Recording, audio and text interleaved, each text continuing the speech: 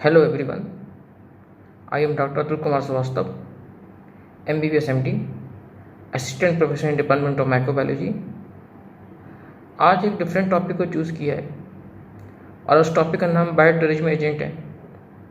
और ये टॉपिक आज के टाइम को देखते हुए, जैसे कोरोना टाइम चल रहा है, तो उसके लिए बहुत इंपॉर्टेंट है कि आपको पता होना चाहिए कि कौन सा बायोटेररिज्म एजेंट किस कैटेगरी में लाई करता है, कौन कौन सी कैटेगरी है, कौन कौन से ऐसे बैक्टीरिया हैं, कौन कौन से ऐसे वायरस हैं जो किस कैटेगरी में आते हैं। और दूसरी इम्पोर्टेंट बात है कि ये टॉपिक इतना इम्पोर्टेंट है कि पीएच चंडीगढ़ में कम से कम 4 से 5 क्वेश्चन इस टॉपिक से आते हैं और ऑल इंडिया पीजी में 2 से 3 क्वेश्चन आते हैं। और इसकी डिफरेंट डिफरेंट कैटेगरी में जो वायरस हैं वो बहुत इम्पोर्टेंट है। और आने वाले टाइम में जो एग्ज़ाम में कमेंगे डीएनबी, एम्स और ऑल इंडिया पीजी, उसमें ज़्यादा से ज़्यादा क्वेश्चन इस टॉपिक से आएंगे। ये वीडियो थोड़ी सी लंबी हो गई है, अराउंड 25 मिनट्स की। तो अगर आप इस वीडियो को स्टार्टिंग से लास्ट तक देखते हैं तो आपको बहुत सारी नई चीज़ें मिलेंगी, बहुत सारा नया कंटेंट मिलेगा, बहुत सारे नए न्यूमेरिक मिलेंगे, बहुत सारी नई इन्फॉर्मेशन मिलेगी। लेकिन हर इन्फॉर्मेशन को बहुत शॉर्ट्स में शेयर किया गया है, क्योंकि जब फिर से एक बार बायोलॉजी में या बैक्टीरियोलॉजी में उस टॉपिक को पढ़ेंगे तो पूरा डिस्कस करेंगे। अभी के लिए 2-4 पॉइंट्स जो बहुत इम्पोर्टेंट है उसको डिस्कस किया है।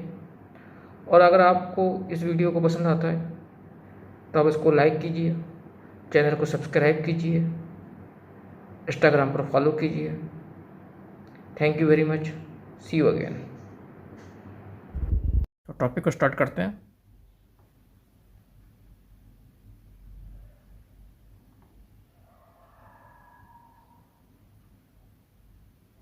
आज का टॉपिक है बायोटेररिज्म और वो अपने आप में बहुत इम्पोर्टेंट है। उसके कई सारे रीजन हैं। तो बायोटेररिज्म एजेंट होते क्या हैं? पहली इम्पोर्टेंट बात कि आइडेंटिफाई द इमेज, और ये इमेज बहुत इंपॉर्टेंट है फॉर ऑल इंडिया पीजी और नेट पीजी के लिए। दूसरी इमेज ये है, तो आपको आइडेंटिफाई करनी होती है इमेज, तो किस चीज़ का साइन है? ये बायो एजेंट का साइन है, पहली बात। दूसरा इंपॉर्टेंट बात कि बायोटेररिज्म एजेंट होते कौन कौन से हैं? तो ऐसे एजेंट जो intended to produce death and disease in human, तो ऐसा कोई भी एजेंट जो डेथ और डिजीज ह्यूमन्स में प्रोड्यूस कर सकता है उसको बायोटेररिज्म एजेंट बोलते हैं। और may be modified version of normally occurring pathogen, हो सकता है ये नॉर्मली अकरिंग एजेंट का मॉडिफाइड वर्जन हो।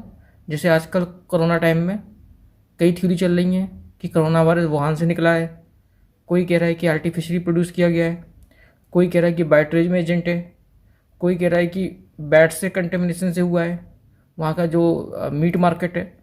तो ऐसे एजेंट को ही हम बायोटेररिज्म एजेंट बोलते हैं। 3 कैटेगरी के बायोटेररिज्म एजेंट होते हैं, category A, category B, category C. तो जो कैटेगरी ए होती है वो हाईएस्ट रिस्क वाली होती है, जो कैटेगरी सी होती है इमर्जिंग थ्रेट होती है, और जो कैटेगरी बी है वो इन बिटवीन है। तो सबसे हाईएस्ट प्रायोरिटी ग्रुप जो है वो कैटेगरी ए है, इन बिटवीन बी है, और इमर्जिंग थ्रेट कैटेगरी सी है।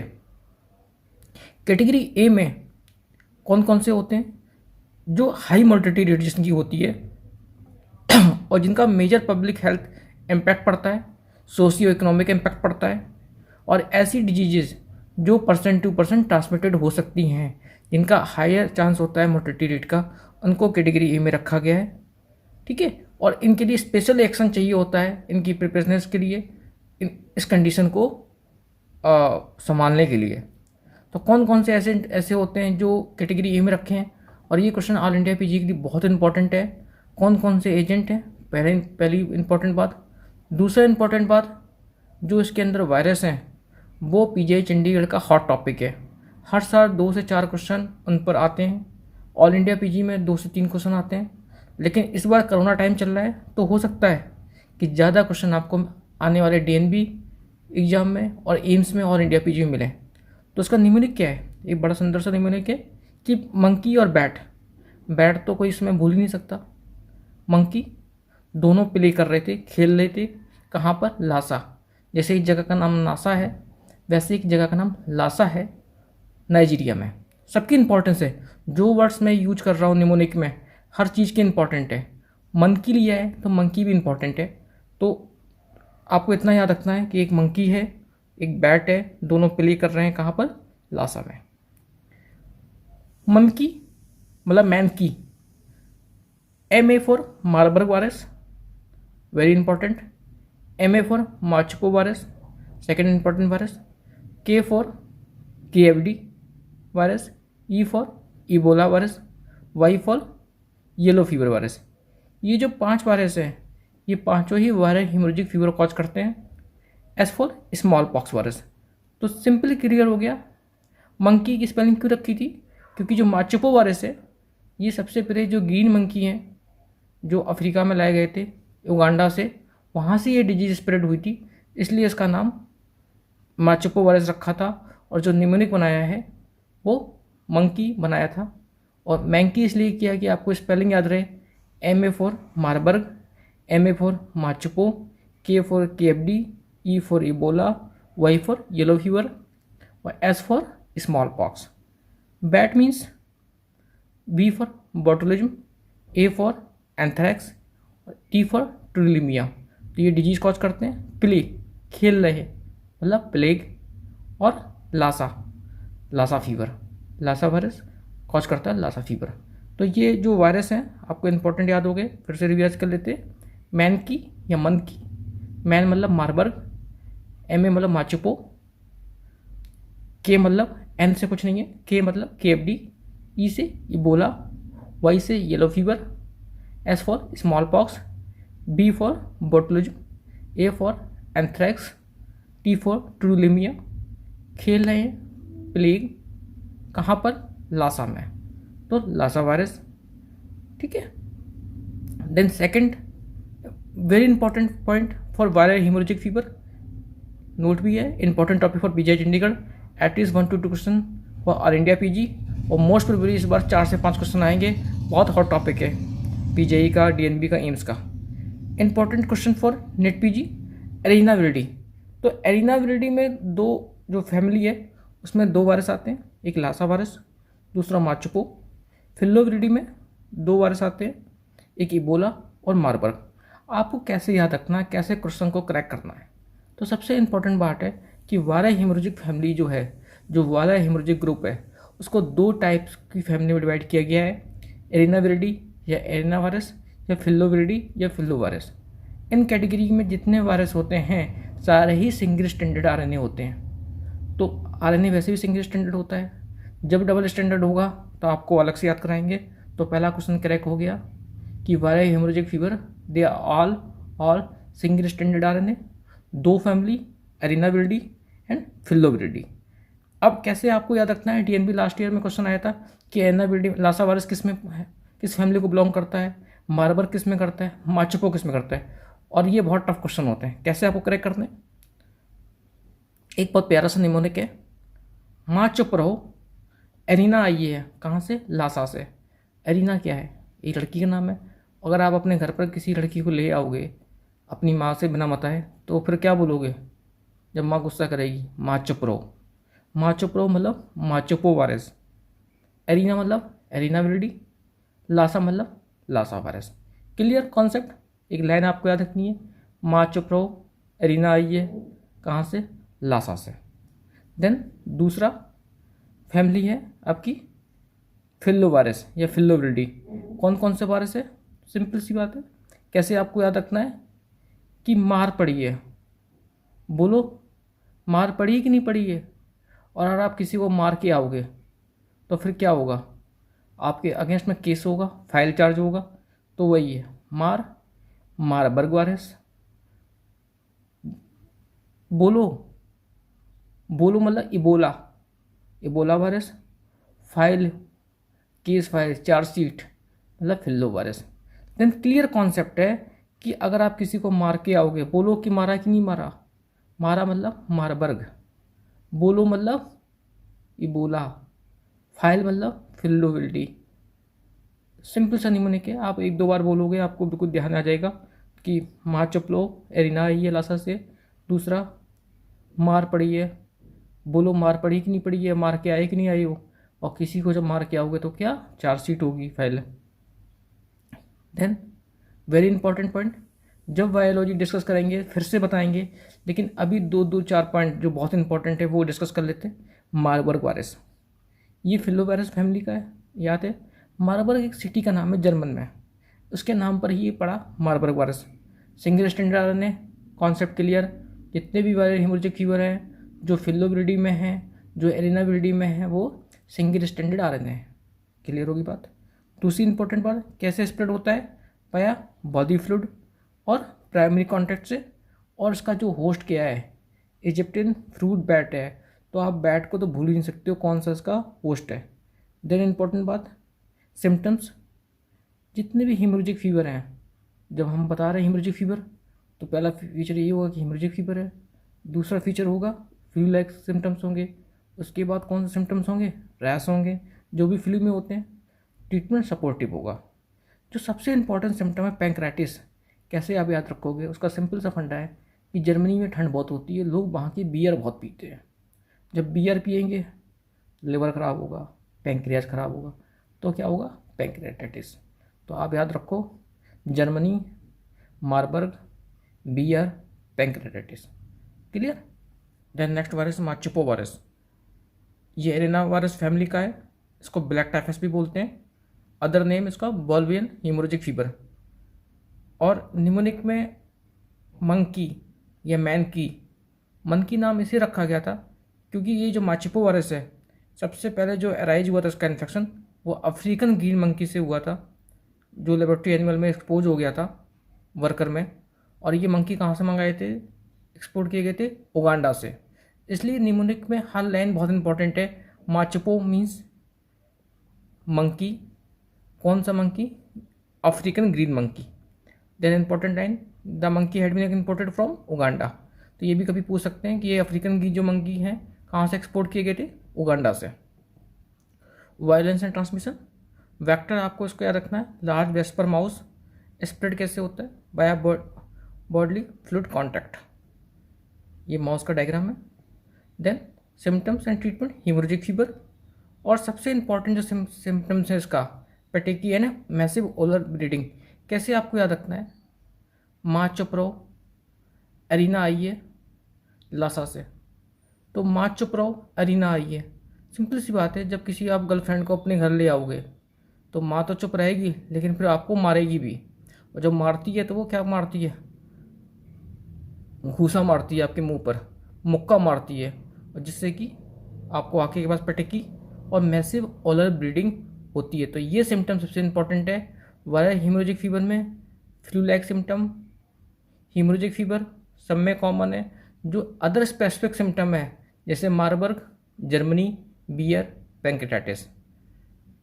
मार्चिपो सबसे important symptom petechiae and massive oral bleeding. Then Ebola virus, same कहानी, फैमिली मार के आए बोलो, मार्बर्ग वायरस, बोलो मतलब इबोला वायरस, और फैमिली फिलोविरिडी, क्योंकि केस फाइल आपके अगेंस्ट में हो रही है। सारे कितने हेमोरेजिक फीवर होते हैं वो कैसे होते हैं, सिंगल स्टैंडर्ड आरएनए। ये भी कॉन्सेप्ट क्लियर। इसका नाम इबोला इसलिए पड़ा कि जो फर्स्ट केस रिपोर्ट हुआ था वो इबोला रिवर के पास हुआ था, इसलिए इस वायरस का नाम इबोला वायरस पड़ा। और ये जो इबोला वायरस की जो फिगर है, जो इमेज है, all India PG, DNB, AIIMS में बहुत इंपॉर्टेंट है। ये आपसे पूछते हैं बार बार कि identify the image Ebola virus. Then virulence and transmission, एंडोथीसिस को टारगेट करता है। कैसे होता है, fruit bat, pigs, primates. Symptoms and treatment, haemorrhagic fever है तो हेमोरेजिक फीवर के सिम्टम तो होंगे, साथ में shock and multi organ failure भी हो जाता है। और बड़ी अच्छी मूवी आई थी अभी एक, पता नहीं नेटफ्लिक्स पर, अमेजन प्राइम पर देख रहा था मैं, उस मूवी का नाम था 93 डेज। अगर आप उस मूवी को देखोगे तो रियल जो इवेंट्स हैं उन पर ये बनी है। तो इबोला के बारे में आपकी पूरी पिक्चर क्लियर हो जाएगी, इबोला कैसे फैलाता है, क्या था, अच्छे से दिखाया, आप देख सकते हो। लासा वायरस सबसे पहले जो नोटिस किया गया था 1969 में किया गया था। एक लासा एक जगह का नाम है नाइजीरिया में, American mission station in Lassa Nigeria. तभी आपको याद कराया था, क्या कराया था, मंकी और बैट प्ले कर रहे हैं कहाँ पर, लासा में। लासा मतलब लासा वायरस, और ये जगह जो मिशन है कहाँ का था, स्टेशन था, अमेरिकन मिशन स्टेशन था इन लासा नाइजीरिया। क्लियर हो गया आपको। लासा वायरस जैसा लासा वैसे नासा। तो हीमोरेजिक फीवर जो सबसे इम्पॉर्टेंट सिम्टम है इसका वो डेफनेस है। कैसे आपको याद रखना है डेफनेस वाला, कि लासा बोला कि नासा बोला, क्लियर नहीं है, और क्लियर तभी नहीं होगा जब आपको सुनाई नहीं पड़ेगा, डेफनेस होगी। ये सिम्टम यहाँ से clear. Marburg Germany, beer, pancreatitis. Machupo माने मारा मुक्का, पेटेकी यानी oral bleeding. Then Ebola multi organ failure, Lassa कि NASA deafness. Clear. Then category B, category जो बी है वो सेकंड हाईएस्ट प्रायोरिटी ग्रुप है, और इसमें वो आते हैं जो मोबिलिटी ईजी टू डिसेमिनेट हो सकते हैं, और इनकी मोबिलिटी रेट्स जो कैटेगरी ए है उनसे थोड़ी सी कम होती है, कैटेगरी ए की सबसे ज़्यादा होती है। तो कैटेगरी बी को आपको कैसे याद रखना है, आपको सबको पता है, आपका फेवरेट हीरो ब्रूस ली, दूसरा इंडियन फेवरेट हीरो सलमान भाई। तो इन्हीं के बेस पर सब कुछ है, बहुत सारे नियम इनके बेस पर हैं। तो ब्रूस ली और सलमान को कोल्ला हो गया था, कोल्ला टाइप कुछ हो गया था ना, सिट यार, हम जैसे बोलते हैं ना सिट यार, ब्रूस ली और सलमान को कोल्ला टाइप कुछ हो गया था, और फिर भी वो मेलोडी कर रहे हैं। क्यों मेलोडी कर रहे हैं पता नहीं। आपको ये लाइन याद रखनी है, इस लाइन के निमोनिक में ही सब कुछ छुपा है। ब्रूस ली सलमान को कोल्ला टाइप हो गया था सिट यार, क्यों हुआ था, फिर भी वो मेलोडी कर रहे हैं।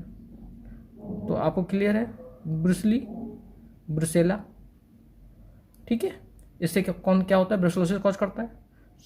सलमान साल्मोनेला, जहाँ साल्मोनेला की बात करते हैं सिगिला साथ में आता है, उसके साथ में आपको स्टेफ ऑरियस याद रखना है। लेकिन स्टेफ ऑरियस को जो आपको टॉक्सिन याद रखना है एंटोटॉक्सिन बी, ये सबसे इंपॉर्टेंट है। स्टेफ ऑरियस कई सारे टॉक्सिन होते हैं, उसमें एंटोटॉक्सिन बी आपको याद रखना है। देन कोल्ला विब्रियो कोल्ला किस टाइप का हुआ था, typhus fever cause by Rickettsia prowazekii, बाद में डिस्कस करेंगे। सिट मतलब सिटोसिस, और ये होता है क्लैमिडिया से होता है। तो क्लैमिडिया की स्पीसीज होती है क्लैमिडिया पेटेसी, उससे होता है सिटोसिस, याद रखना है आपको। क्यू मतलब Q fever, crystal mark fever Coxiella burnetii से होता है। मेलोडी मतलब मेलोडिसिस, एक डिजीज होती है जो होती है। उसके बाद क्लियर हो गया इतना कॉन्सेप्ट। उसके बाद जो ईसीजी होता है वो कहाँ होता है, ओपन में तो करते नहीं है, क्लोज चैम्बर्स में करते हैं, जो केबिन होता है। ईसीजी मतलब ईसी मतलब इकोलाई, और इकोलाई में कौन सा इसका जो वो है O157 सीरोटाइप H7 सीरोटाइप, जिसको इंट्रो हीमोरेजिक इकोलाई बोलते हैं, very important. Then C stand for Cryptosporidium parvum, G stand for glanders. तो जो ये मेलोडियस और ग्रैंडियर्स है ये बहुत इंपॉर्टेंट ऑल इंडिया पीजी के लिए, बहुत सारे क्वेश्चन पूछे जाते हैं। अभी आप नाम याद रखो कि मेलोडियस इज कॉज बाई बर्कोडिया मलाई, और ग्रैंडियर्स इज कॉज बाई बर्कोडिया सूडोमलाई। तो एक मलाई से होता है, एक सूडोमलाई से होता है। क्लोज मतलब क्लोस्ट्रीडियम परफिजिनस, और इसमें भी सबसे इंपॉर्टेंट है कौन सा टॉक्सिन इसके लिए होता है, एप्सिलॉन टॉक्सिन। तो आपको कैसे निमोनिक याद रखना है, आपको सिंपल सा निमोनिक याद रखना है कि ब्रूस ली और सलमान भाई को कोल्ला टाइप कुछ हो गया था सिट यार, फिर भी वो मेलोडी कर रहे हैं, क्यों कर रहे हैं पता नहीं। सिगेला इस टाइप का कौन सा toxin, enterotoxin B. Then cholera Vibrio cholerae, type मतलब typhus fever, psittacosis, Q fever, melody मतलब मेलोडिसिस। और जब भी मेलोडिस याद रखना तो ग्रैंडियर्स अपने आप ही आप याद रख लेना, ठीक है। ईसीजी मतलब इकोलाई, कौन सा टाइप O157 H7, C मतलब कैप्टोस्पोडियम पेरवम, G मतलब ग्रैंडियर्स, क्लोज मतलब क्लोस्ट्रीडियम परफिजिनस, कौन सा टॉक्सिन, एप्सिलॉन टॉक्सिन। देन कुछ इंपॉर्टेंट पॉइंट नटसेल में जब इकोलाई डिस्कस करेंगे, फिर से पूरा डिस्कस करेंगे, फिर भी कुछ इंपॉर्टेंट पॉइंट है ऑल इंडिया पीजी के लिए। इकोलाई का कौन सा टाइप O157 H7, इसको एंट्रो हीमोजेनिक इकोलाई कहते हैं। ये ब्लडी डायरिया कॉज करता है, हीमोरेजिक कोलाइटिस कॉज करता है, और हीमोलिटिक यूरेमिक सिंड्रोम कॉज करता है। Very very important for all India PG NEET PG की haemolytic syndrome is cause by E coli entero haemorrhagic E coli, नाम से ही क्लियर है हीमोरेजिक। अब इस ट्राइड में 3 चीज़ होती है। Rat, R for renal failure, A मतलब एनीमिया, टी मतलब थ्रोम्बोसाइटोपेनिया। तो एक्यूट रीनल फेलियर होता है, माइक्रो एंजियोपैथी हीमोलाइटिक एनीमिया होता है, और टी मतलब थ्रोम्बोसाइटोपेनिया होता है। तो अक्सर BHO PGI में पूछते हैं कि इस ट्राइड में क्या नहीं होता है, तो चौथा ऑप्शन जो होगा वो नहीं होता, रैट होता है। रैट मतलब रीनल फेलियर एक्यूट, ए मीन्स एनीमिया, टी मतलब थ्रोम्बोसाइटोपेनिया। और ये जो बच्चे होते हैं 5 से 10 साल के छोटे, उनमें होता है। सिंपल सी बात है कि जो इंट्रोहीमोरेजिक टाइप होता है उसमें 2 टाइप के टॉक्सिन होते हैं, वीरोटॉक्सिन 1 और 2। और ये जब VT1 VT2 होता है तो उसके लिए कौन सा PCR गोल्ड स्टैंडर्ड टेस्ट है, real time PCR for identify the VT1 और VT2 जीन्स। इंपॉर्टेंट पॉइंट है, एंटीबायोटिक्स को अवॉइड करते हैं क्योंकि हाई रिस्क होता है पोटिसिएट करने का haemolytic uraemic syndrome. Then glanders, very important point for all India PG and PH Chandigarh. Glanders cause by Burkholderia mallei और मेलोडिसिस कॉज बाई बर्कोडिया सूडोमेलाई। दोनों में एक मोटा डिफरेंस है बेसिक, कि जो ग्लैंडियर्स होता है, ये बर्कोडिया मेलाई होता है, ये नॉन मोटाइल होता है और ये मोटाइल होता है। पहली इंपॉर्टेंट बात। दूसरी इंपॉर्टेंट बात कि 2 इंपॉर्टेंट चीज़ पूछी जाती है, बाद में एक्सप्लेन करेंगे। अभी आप याद रखो, एक फेरसी पाइप्स और स्ट्रॉस रिएक्शन दोनों प्रेजेंट होती है बर्कोडिया मेलाई में की वजह से, और डिजीज होती है ग्लैंडियर्स होती है। दूसरा इंपॉर्टेंट पॉइंट, मेलोडिसिस में बर्कोडिया सूडोमेलाई कॉज करता है, इसको वाइट मोड डिजीज भी कहते हैं, ये मोटाइल होता है। और सबसे इंपॉर्टेंट पॉइंट ये है कि इसका अपीयरेंस कैसा होता है, सेफ्टी पिन अपीयरेंस होता है with मैथिलीन blue stand. Very very important for India PG। और लास्ट ईयर नेट PG में क्वेश्चन पूछा गया था कि जो क्रेमेटेड सेटेसी है उसमें एक बॉडी पाई जाती है, उस बॉडी को हम कहते हैं लेवेंथॉल कोले लिटिल या LCL बॉडी भी बोलते हैं। तो ये बड़ा इंपॉर्टेंट क्वेश्चन है। जब आपको ये याद रखना है तो आपको ये भी याद रख लो कि HP बॉडी या प्रोजेक्ट बॉडी ट्रेकोमा या इंक्लूजन कंजर्वेटिस के केस में प्रेजेंट होती है। 2 इंपॉर्टेंट पॉइंट। और इस कैटेगरी भी में सबसे लास्ट जो है वो रिसिनस कम्युनिस। बेसिकली ये टॉक्सिन है, toxin found in the castor bean mess.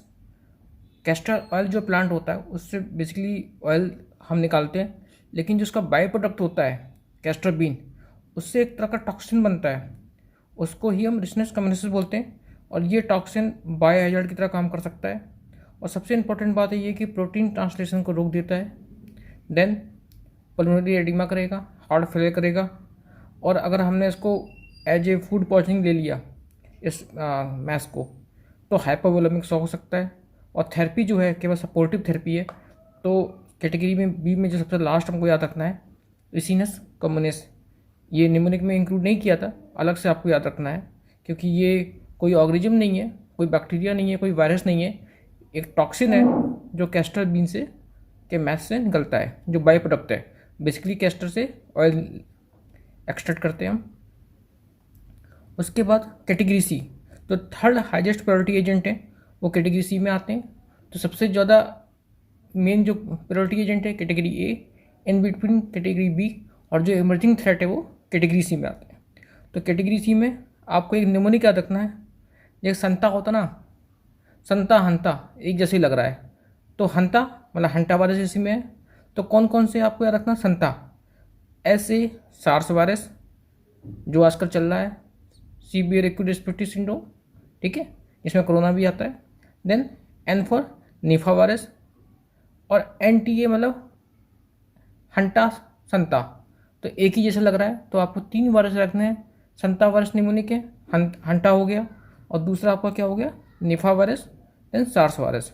SARS virus के बारे में अलग से पूरा डिस्कशन करेंगे, अलग से रिकॉर्ड करके, ठीक है। देन निफा वायरस, निफा वायरस बहुत इंपॉर्टेंट है, ये डायग्राम भी कभी कभी ऑल इंडिया PG में पूछ लेते हैं। तो ये क्या है, फ्रूट बैट है, और जो सेकेंड डायग्राम है आपको समझाते हैं। तो सिंपल सी बात है, ये RNA पैरामैक्सो वायरस है, आइडेंटिफाइड फॉलोइंग इबोला क्राइसिस है जी पॉसिबल फ्यूचर एपिडेमिक।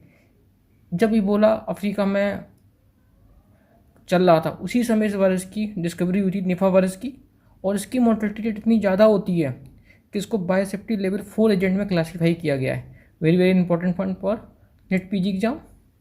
पहला इंपॉर्टेंट आरएनए वायरस है, आरएनए पैरामेक्सो वायरस है। दूसरा बायोसेफ्टी लेवल 4 एजेंट है।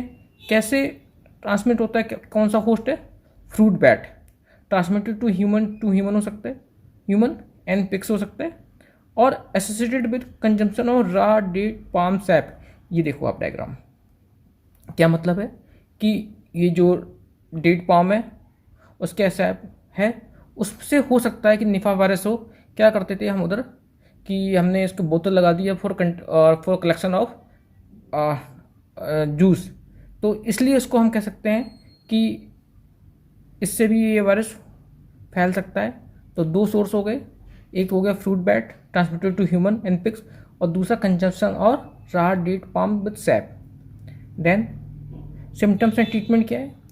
सिम्टम में इंसेफेलाइटिस साइकोसिस या सीजर होता है। कैसे आपको याद रखना है, नीफा मतलब कीपा मतलब जो जीव होते हैं ना, जीव होते हैं जो उनकी कैप इस तरह से होती है, तो सर पे क्या लगाते हैं, कैप। नीफा मतलब कीप, नीफा कीपा मतलब सर मतलब हेडेक मतलब इंसेफेलाइटिस मतलब सीजर, और साइकोसिस। ट्रीटमेंट क्या है, सपोर्टिव ट्रीटमेंट है। तो निमोनिक आपको याद हो गया, क्या निमोनिक है, नीफा मतलब कीपा मतलब हेड मतलब इंसेफेलाइटिस मतलब सीजर या साइकोसिस। देन निफा वायरस आउटब्रेक इन केरला। रिसेंटली 2018 मई में केरला में आउटब्रेक हुआ था, और जो सबसे फर्स्ट NIV आउटब्रेक इन साउथ इंडिया में हुआ था। दो जो डिस्ट्रिक्ट हैं सबसे अफेक्टेड थे, एक कोकीजोड़ और दूसरा मल्लपुरम, दो अफेक्टेड सबसे ज़्यादा डिस्ट्रिक्ट थे। और इसके पहले ये थर्ड आउटब्रेक था इंडिया में, उसके पहले दो आउटब्रेक हो चुके थे, और दोनों वो वेस्ट बंगाल में हुए थे 2001 में और 2007 में, 2001 एंड 2007। और जून 2018 तक इसके बारे में 17 डेथ और 18 कंफर्म केस आइडेंटिफाई हुए थे। और इसके बारे में बड़ी अच्छी सी मूवी बनी है वायरस, आई थिंक अमेजन या नेटफ्लिक्स पर है, आप देख सकते हो। तो जो रियल इवेंट है, रियल स्टोरी है, उसमें दिखाया गया है। और निफा वायरस के बारे में आपको इतना याद रखना है, मई 2018 में ये इंडिया में आउटब्रेक हुआ था, थर्ड आउटब्रेक था केरला में। दो डिस्ट्रिक्ट सीवियर अफेक्टेड थे, कोकीजोड़ और मल्लपुरम, ठीक है। और एट लास्ट, अगर आपको इस वीडियो के बारे में कुछ कमेंट करना हो, कुछ सजेशन देना हो, तो आप कमेंट बॉक्स में जा दे सकते हैं। इंस्टाग्राम पर फॉलो कर सकते हैं, चैनल को सब्सक्राइब कीजिए, लाइक कीजिए, इंस्टाग्राम पर फॉलो कीजिए। कोई इंक्वायरी है तो मेल कीजिए। Thank you very much, see you again.